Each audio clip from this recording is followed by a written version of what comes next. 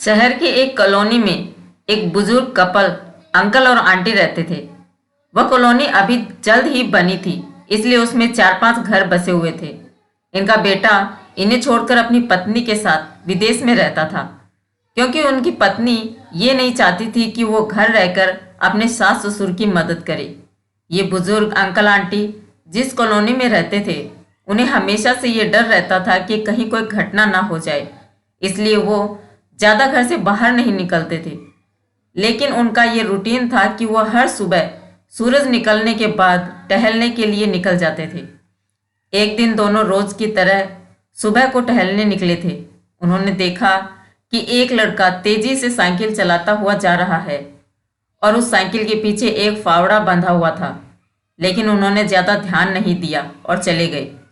दूसरे दिन उसी समय फिर से वो लड़का दिखा और उसी तरह तेजी से साइकिल चलाता जा रहा था। इसी तरह तीसरे दिन और चौथे दिन भी वो लड़का दिखा।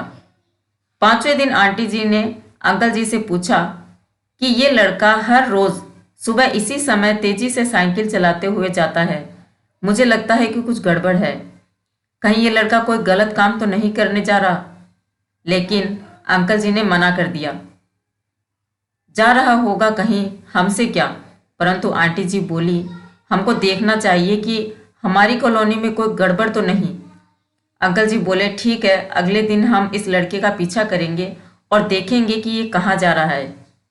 अगले दिन सुबह को फिर से वो लड़का तेजी से साइकिल चलाता निकला।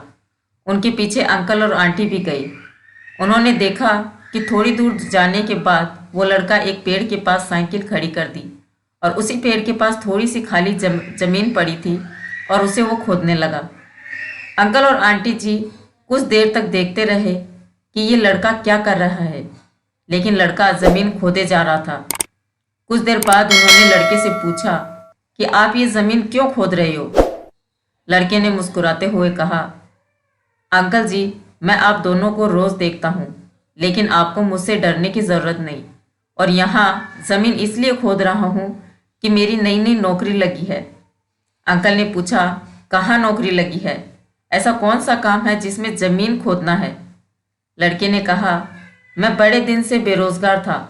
फाइनली मुझे फार्म हाउस में काम मिला है और उन्हें ऐसे लड़के की ज़रूरत है जिसे काम का अनुभव हो, और मेरे पास कोई भी अनुभव नहीं है।